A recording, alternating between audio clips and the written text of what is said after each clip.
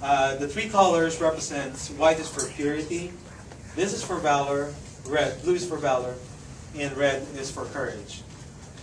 If you flip this upside down, it means that we are declaring war.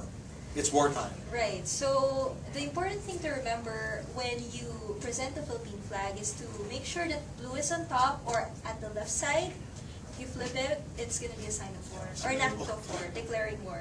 Yeah. So it should be this way as well. So in front of me, my right, blue flag is on the right. Okay. This we were discovered by Magellan, which is I think from Portuguese as well, same as Columbus, in 1521. The Spanish flag was like this in 1521. Then after the Spanish, I think 100 years after, the British tried to colonize us. For 10 years, they stayed in the country for 10 years. And then the Spanish took over again.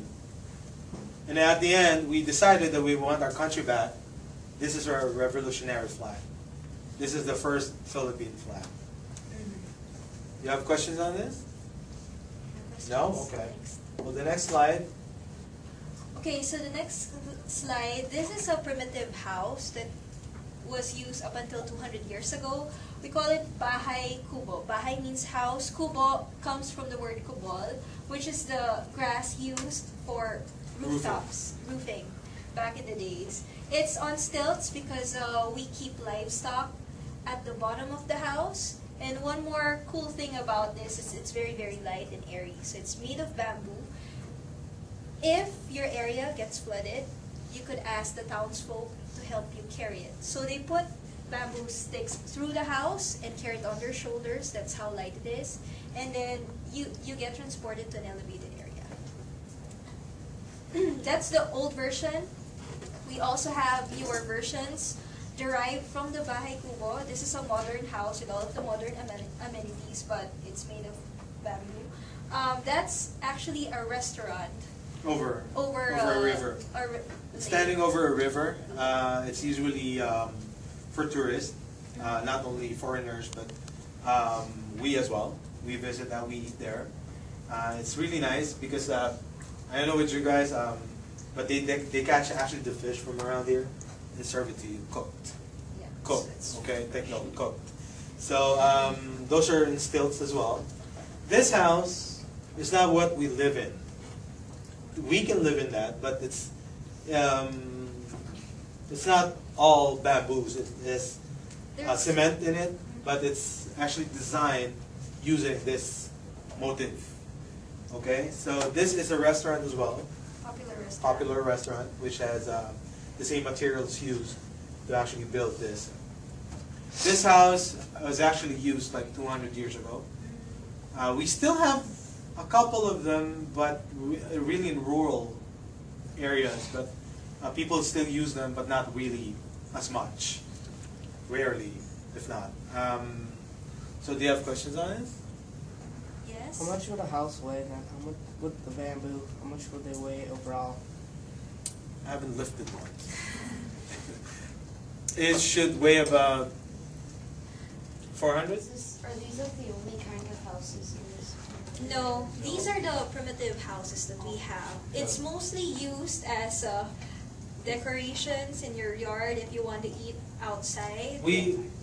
Some of our people actually still use that, but those people are really far away from everything else. The cities. Yeah, but our houses are made of concrete and cement nowadays. Mm-hmm. We'll be showing you at the end of the slide, what was and what is. Right. So it's pretty westernized. You'll see it in the succeeding slides. You went. Okay. Just this. Okay. There. So, mga sasakyan means transportation. Sasakyan is a Tagalog term for transportation. And we're showing here the U.S. military jeep. So after World War II, when Americans left the country, they actually left a lot of vehicles, aircrafts, and everything, and we converted it to become public transportation. So from this U.S. military jeep, we converted it to that. It's the most common mode of transportation in the Philippines, and we call it jeepney. So we stretched it, made it a little longer, a lot longer actually. There would be benches inside the jeepney, and passengers would be kind of facing each other. For every 7 kilometers 3 miles. or 3 miles, you would pay a quarter of a dollar. So it's really, really cheap. Every succeeding mile would be a penny. So it's cheap, and it's used whether in the provinces or in the big cities. Kalesa, we put it here. It's a horse-drawn carriage. Just to show you what's the most popular mode of transportation during the Spanish times. This is still used on our popular tourist destinations, and Kalesa is the Tagalog term. It's more of a novelty ride for Yes. everybody. Especially for the tourists. Now, tricycle and pedicab are for shorter distances. The only difference between the two is this would be with a motorcycle, and that's one with a bicycle attached to it. It's driven by a person. Yes, and it's a bicycle modified into a sidecar mode of transport. Yes. How do you like to work or like to the store? You walk, you take either of these, aside from these, or you can take your car. Yeah. So, You have to- traffic is a major problem But you know what? in the Philippines. Store.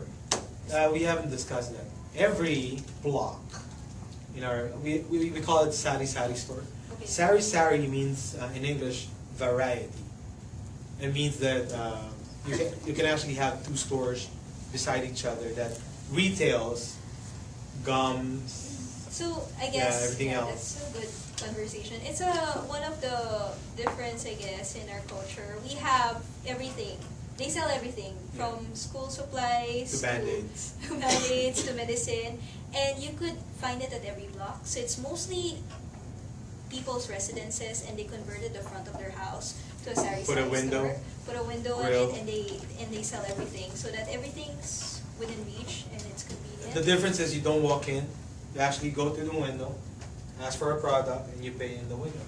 Okay, but going back to the mode of transportation, going to work, if you commute, it's possible that you use jeepney, bus, pedicab, and tricycle. This one you would probably use going out of your subdivision or villages. Once you're in the main road, you could ride the jeepney or the buses, and then you could go to work. Most of the people drive, but since the traffic situation in Manila is really, really bad, they prefer to commute.